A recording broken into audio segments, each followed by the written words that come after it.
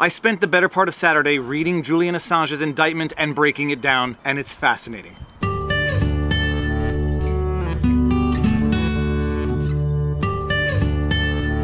For those of you who don't know me, I am Viva Frei, a Montreal litigator turned YouTuber. I do these things called Vlogs, VLAWGS, where we break down and analyze something that's going on in the news from a legal perspective, simplifying it and explaining it so that it can be understood by lawyers and non-lawyers alike. For those of you who have been living under a rock, on April 11th, 2019, Julian Assange was arrested by the British police after spending 7 years holed up in the Ecuadorian embassy in London. If you haven't seen my first video on the subject, go check it out. I'll link it right here. But in a nutshell, Julian Assange took refuge in the Ecuadorian embassy in London in 2012 to avoid extradition to Sweden on charges of rape and sexual assault because he risked extradition to the United States for having published highly classified information on WikiLeaks, information which was leaked to him by Chelsea Manning, who used to serve in the US military.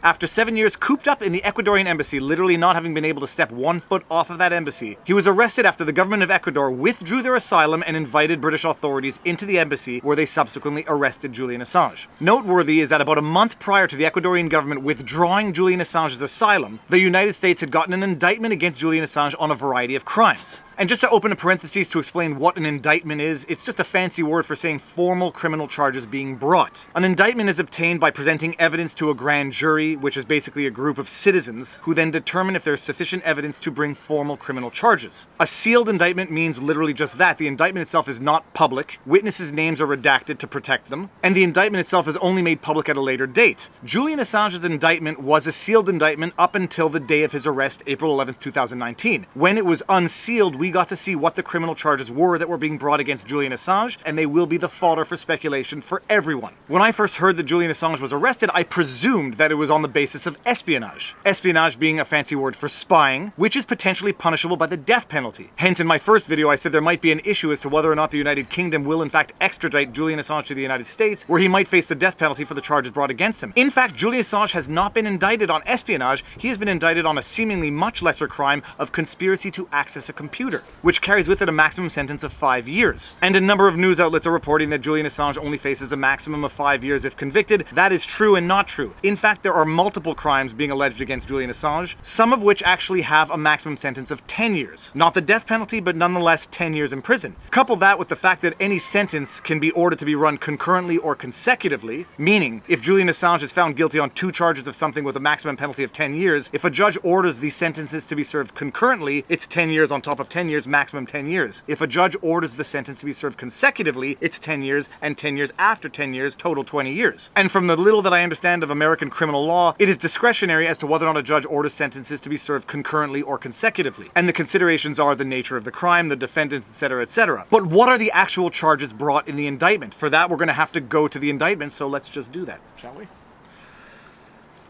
Let's just look at the indictment for a second. It's not that lawyers are smarter than anybody else, despite what lawyers might think. Lawyers are not smarter than anybody else. We have just been trained to read what is effectively code that only makes sense to people who know how to read it. We have the header, which refers to the judicial district. We have the date the court file was opened. We have the parties, United States of America versus Julian Assange. And then we have the articles of the criminal code that serve as the charges being brought against Julian Assange. And then we can go ahead and read the specifics of the indictment, which we don't really need to do for the purposes of this vlog. Suffice to say that Chelsea Manning was an intelligence analyst within the United States military. She sought Julian Assange's assistant to crack a password such that she could access classified information to give it to Julian Assange, who would then publish it on WikiLeaks, as was done in May to November 2010. The classified information related to operations in Iraq and Afghanistan.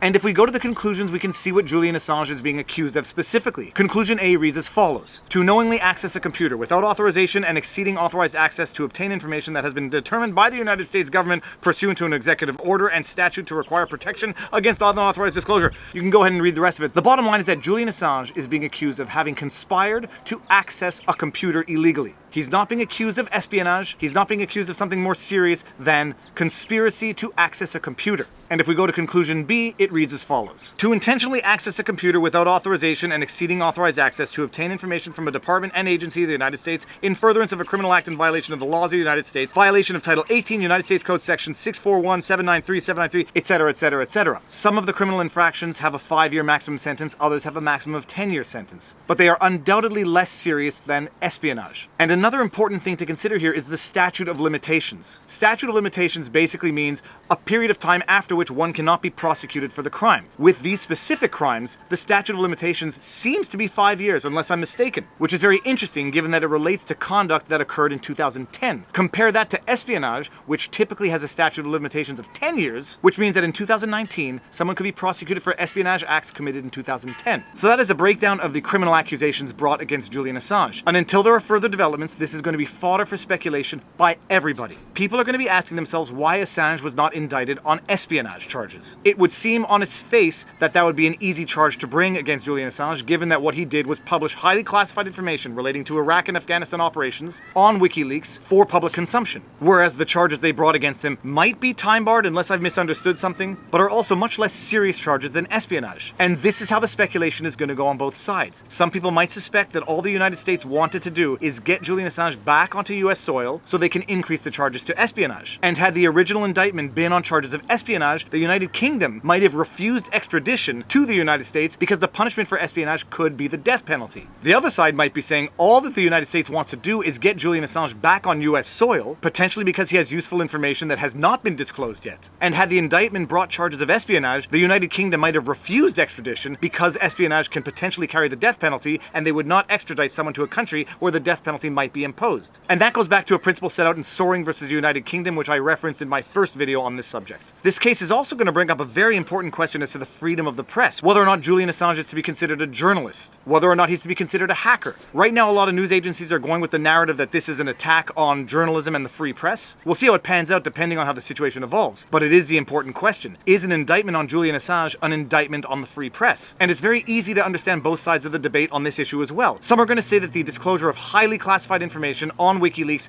put the lives of American soldiers and American citizens at risk. Others are going to say that the American military are committing war crimes in certain countries. The public has a right to know and they should be held to account. One can easily understand both sides of the debate. And it's going to be interesting to see how this evolves and the impact that it is going to have on a free press. One other thing, be sure to like, share, subscribe, hit the notification bell. It should be like somewhere about here. Share my channel, tell your friends, family, parents, grandparents. Help me grow. I appreciate it. This story is going to be fascinating to follow both from a legal perspective and its impact on journalism. At the very least, now you have an understanding of some of the legal aspects about this vlog so you can go do your own research, come to your own conclusions. But the most important thing is, now you know your vlog. Peace out. Boom!